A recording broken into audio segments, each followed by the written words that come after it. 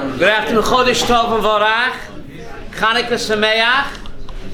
I'd like to thank Avram and Sarah Donovan for having the Sudat Mitzvah, Sudat Chanuka, and Sudat Rosh Chodesh. So there's a double reason to celebrate Chanuka and Rosh Chodesh. I actually have a picture here of the way the menorah looked at the Mishkan, the first picture in 3,300 years. Oh, wow. Mine are passing it down. This is actually the menorah and the Kohen doing the avodah inside the Mishkan. See, the Kohen was chubby because the Kohanim ate a lot of meat.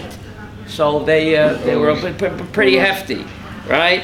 So what's the message of Chanuka and the message of Rosh Chodesh and the Nesiim? Why is the Yom Tov called Chanuka? Well, we read this morning the Chanukas HaMizbeach, 3,328 years ago, the Nesiim, the princes in the desert, they dedicated the Mizbeach, the altar in the Mishkan, and the word Chanuka means the dedication. 1,159 years later, the Maccabees came along and they dedicated a new Mizbeach because the Greeks had destroyed the Mizbeach in the Mikdash, and they dedicated a new Mizbeach, and therefore the Maccabees called the Yom Tov Chanuka because 1,159 years before the Maccabees, the Nesiim, the princes in the Midbar, dedicated the Mizbeach. So we read and each prince brought gifts to dedicate the Mizbeach. And they all brought the same gifts. So we know that Torah doesn't spend extra letters, extra words. There's exactly 304,000, everyone 5 letters in a Torah scroll. If you don't believe me, you can count. So why does the Torah repeat the same account of the Nesiim 12 times? Over and over, all 12 princes all brought the exact same gifts to dedicate the Mizbeach. So why not say Nachshon ben Aminadav, the first guy brought, and the other guys ditto? Why repeat over and over again the same account when the Torah is so economical not to write even an extra letter, and here there's 12 paragraphs identical? What's the message? And why tell me about it? So even though they all brought the same gifts, but no one can do it my way. To God, every time you give a gift, you give tzedakah, or you light a Chanuka candle, we're all lighting the same candles, right, Yehuda? But each candle is unique and special. Light my fire. Light my fire. Don't steal my line, right? You light the Chanuka candle, you're supposed to light your fire, that we are part of God's fire. We're part of God's eternal flame. So just like the Nesiim who brought their gifts, even though they brought the same gifts, in God's eyes it's unique and special. So when I light my Chanuka candle, it looks like your Chanuka candle, Maddie, but it's different than unique. Because my godly soul is special and unique, different than your godly soul. We are all God's candles, and God needs every one of us. That's one of the messages of the Nesiim, that they brought their gifts, and why the Torah enumerates exactly what they brought. Ramban gives another explanation. If the Torah would have written Nachshon ben Aminadav's gifts, and the other guys would have gotten a ditto, it would upset them. Why should Nachshon have his gifts written down and mine just say, I did the same thing? So it paid for the Torah to write the exact same thing 12 times, says Nachmanides, that the other princes should not be upset. Look how careful you have to be not to slight a person, to go out of your way to make sure that you give them the proper kavod, the proper respect, and in order not they should feel slighted, it paid for the Torah to write the same account identically 12 times. Now what's the message of Chanuka? We all shine on. How to get that in? We are all God's candles, we're all God's flame, and we all shine uniquely and special. But the message of Chanuka is that God waits for us to make the first move. The ness of the oil, the military victory, only after the Maccabees began their revolt against the Greeks, only then did Hashem help them. God only helps those who help themselves. Right? The message is that the IDF, do your duty, defend us. Rockets are coming into Ashkelon, and what are we doing?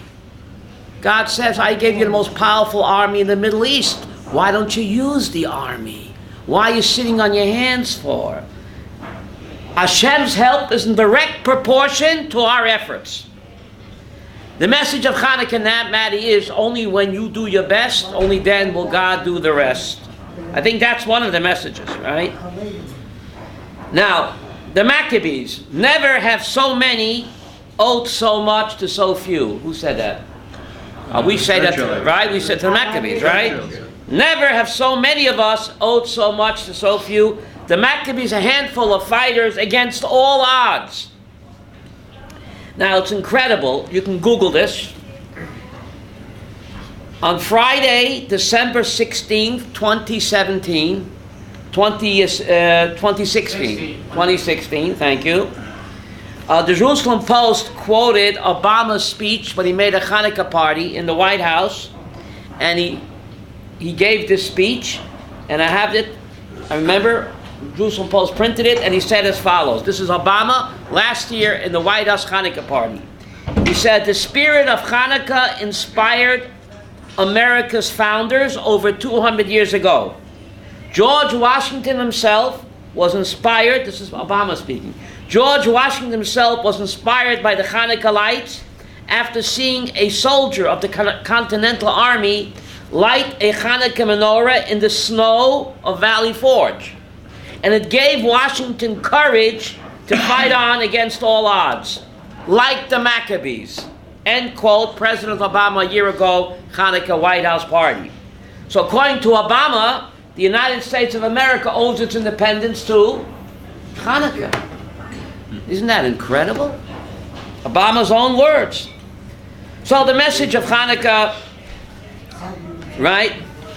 The message of Chanukah, we make the bracha bayomim ahem bazman hazeh. What does that mean? On and on, on and on. The miracles continue. The miracles continue. In fact, if you look at the miracles of the 1948 Independence War, I think it was a bigger miracle than Chanukah. 7 mighty armies, Arab armies, that tanks and planes. We had World War I rifles. And we had no bombs. We had a couple of Piper Cubs. Instead of bombs, they dropped seltzer bottles that whistled on the way down. And that defeated the 7 armies of the Arab legions. And in the 6-Day War, Rabbi Moshe Feinstein Zatzal says that the miracle of the 6-Day War was this bigger miracle than Nes Chanukah. Unbelievable miracles that took place in the Yom Kippur War. Hashem is doing constantly miracles for us, but the message is that we have to what? Initiate. And God will only help those who help themselves. So that's one of the messages of Chanukah, that we have to what? Pick up the gauntlet, and we have to show that what? That we are able to defend ourselves, and only then will HaKadosh Baruch Hu what? Come to what? Save us. Giborim miyad chaloshim, v'rabim miyad miyatim. God handed over the mighty in the hands of the weak, the many hands of the few. 6-Day War, Mechemet HaShichrur. Asian miracles that happened. So the Maccabees defeated the mighty Greeks. They reinstituted the entire temple service, right? Jewish sovereignty. How come Mashiach didn't come? After the Nes Chanukah, why did Mashiach not come? So Chabad says, Maddie, because the Rebbe was not born yet. But really, why didn't Mashiach come then? That was the proper time for Mashiach to come. So Ramban answers, he says that even though God did a great miracle with the Maccabees, he says, Nensha Onish Gadol. The Maccabees were punished. All 5 brothers were killed in the war, because when they defeated the Greeks, they should have handed over the kingship to whom? To Shevet Yehuda. There's a pasuk in Parshas Vayechi, Lo Yosa Shevet Mi Yehuda, that only Yehuda is allowed to be what? King. And the Maccabees were Kohanim. So the Ramban tells us, if the Maccabees would have handed over the kingship to Yehuda, Mashiach would have come right then and there. That means 2,200 years ago, Mashiach could have come. But no, They refused to hand over the kingship. It feels good. Good to be the king. And therefore, they prevented Mashiach from coming, and therefore, they were punished that all 5 Maccabee brothers were killed out in the war against the Greeks. It's just incredible that if the Maccabees would have done the right things and handed over the kingship to Yehuda, Maddie, that means no Holocaust. Mashiach would have come 2,200 years ago. But now, God waits for us to do the right thing, and we're still waiting for the Mashiach. We're still waiting for the Mashiach. Hopefully, that if we get our act together, that Mashiach will finally come. In fact, according to Kabbalah, the word Mashiach is an acronym. According to Kabbalah, the word Mashiach is an acronym. Madlikim Shmona Yemei Chanuka. Mashiach, Mem Shin Yud Ches. Madlikim, we light Shmona Yemei Chanuka. We light the 8 days of Chanukah. So according to Kabbalah, every time you light the Chanukah candle, you are revealing a little bit of what? Of the Messianic light. Today is also Rosh Chodesh. Rosh Chodesh is a Yom Tiv, especially for women, we know. It's a Yom Tiv for women. Why is it a Yom Tiv for women, Rosh Chodesh? Women don't do laundry on Rosh Chodesh, right? They're supposed to, the husband's supposed to take them out for dinner. Rosh Chodesh is the Yom Tiv for women. Why is that? Today is Rosh Chodesh Teves. What happens on Rosh Chodesh? Rosh Chodesh, can you see the moon? No moon. You can't see the moon. It's totally black. According to Kabbalah, the Jewish people are compared to the moon. We wax and wane. We're surrounded by blackness. It looks like we're about to disappear. And then we're the great comeback kid. It's like the moon rejuvenates, the Jewish people also rejuvenate. In fact, 3 years after the Holocaust, 3 years after the Holocaust, a third of our people were exterminated. We come back to this country and we build the wonderful state of Israel, the envy of the entire world, the leader in high-tech, low-tech, smartphone, dumb phone, medicine, military, everything Eretz Israel. How could it be, Maddie, 3 years after the Holocaust? Okay, nation, and resurrect a language that hasn't been spoken in 2,000 years. That's the koyach of chidush, of chodesh, rejuvenation. But men, remember in Egypt, it looked totally black. It looked like the Jewish people was over. Why have children? The men divorced their wives, right? Remember in Mitzrayim? And what did Miriam say? Abba, your decree is worse than what? Than Hitler. Than Paroi. Because Pharaoh only decreed against what? The men. By divorcing mommy, you're preventing what? Girls to be born. How old was she at the time? 5. She was 5 years old. And speaking to her father, the chief rabbi of Israel, he should have said to her, what are you telling me? Go back to your milk and cookies. Little girl, go back to romper room. Remember romper room? But he listened to her. What's the message? Listen to your little girl. Women have a bina yetera. She knew better than the chief rabbi. Amram was the chief rabbi. So Amram remarried Yocheved, and who was born? Holy Moses. Holy Moses, right? So women have this uncanny ability to see. When we see only black, women can see that what? There's a hidden light there. Rosh Chodesh, we don't see the moon. It's all black. It looks hopeless. But you ladies can see through the darkness. That even though it's dark now, the moon will shine again. The Jewish people will what? Will rise again.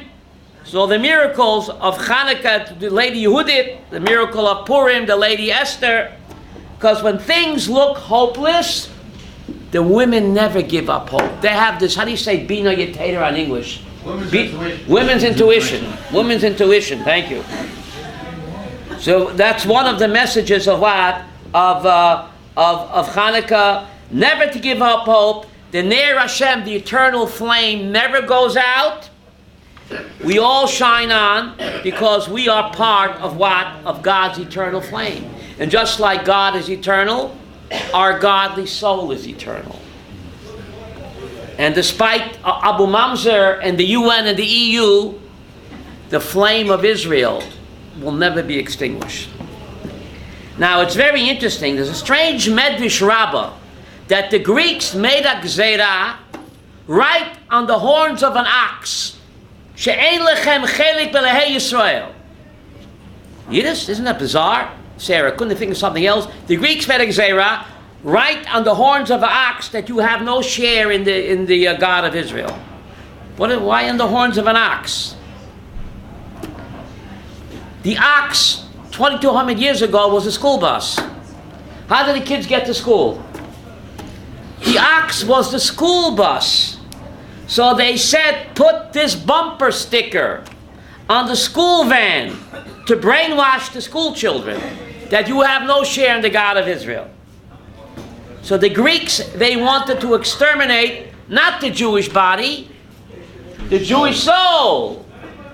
They forgot, I'm a soul man, and our soul can never be extinguished.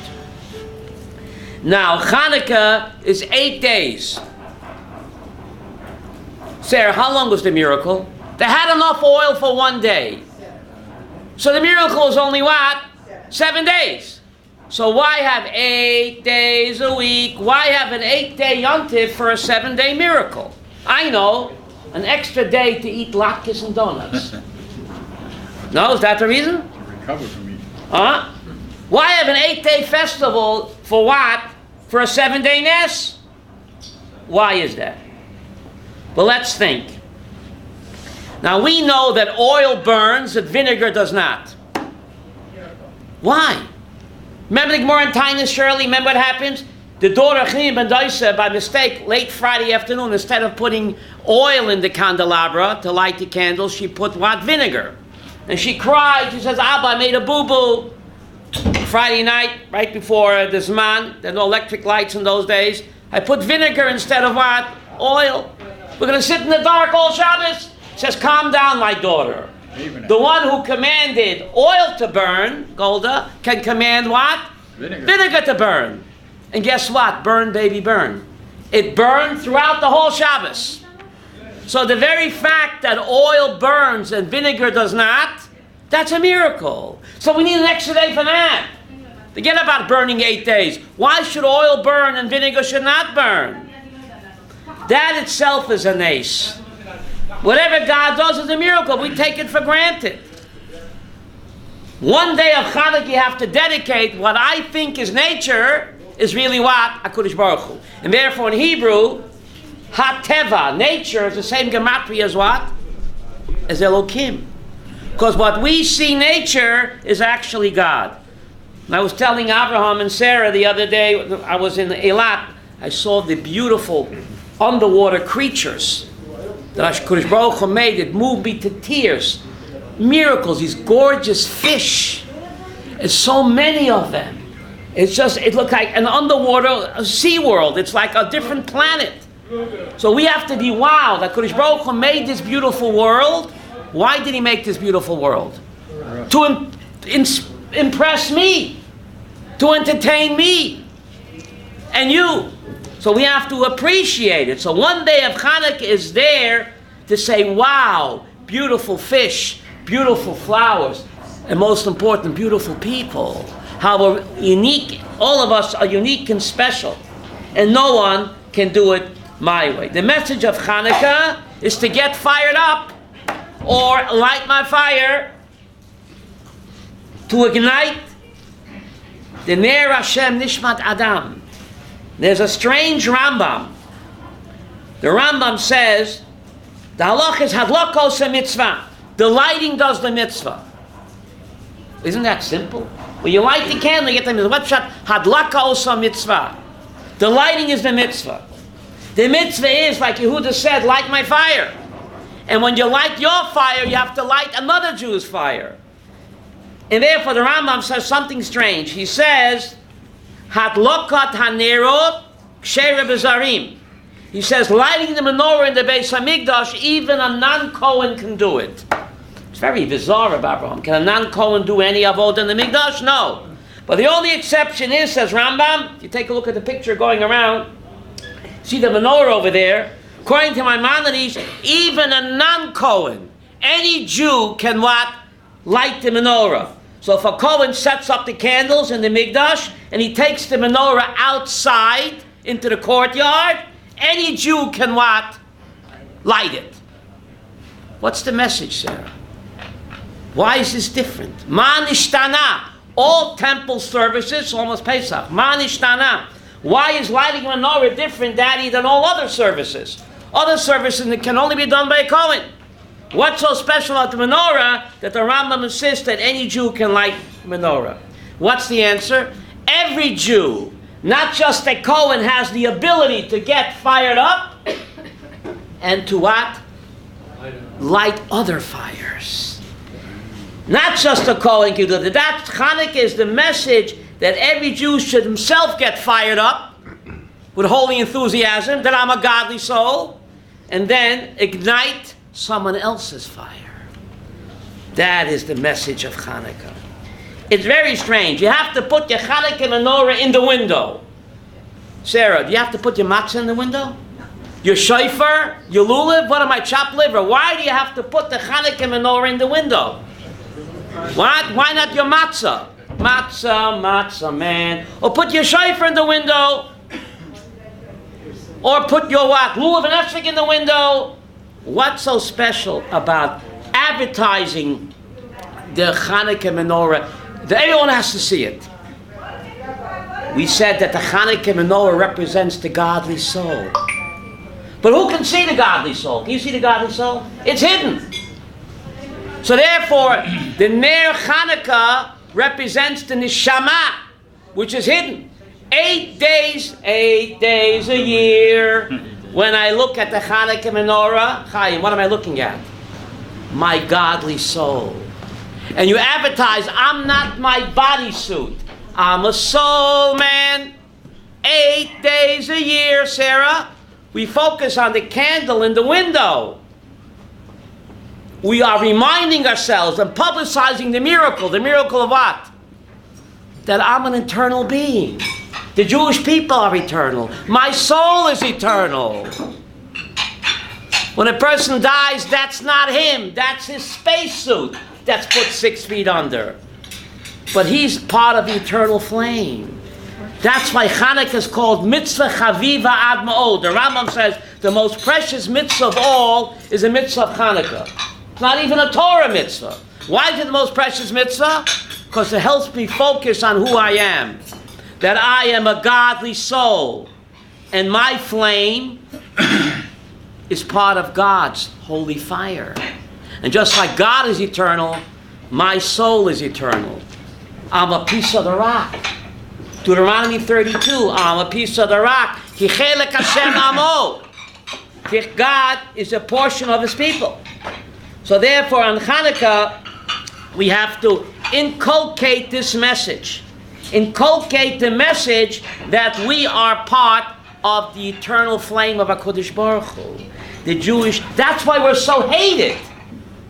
The nations know that we are an eternal people. That's why we're so hated. That's just incredible. The Maral Prague says something incredible. You give me a couple of minutes? He says anti-Semitism is so bizarre. It's so irrational. He said this in 1572, Yehuda.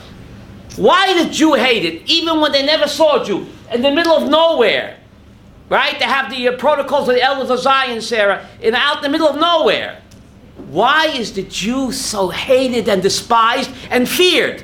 You know, Maddie, that Hitler feared the Jews. Incredible. The mightiest army in Europe, Hitler, he not only loathed the Jew, but he feared the Jew.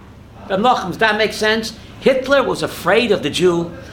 We had nothing, defenseless, a broken people, no army, nothing. Why did Hitler not only despise us, but fear us?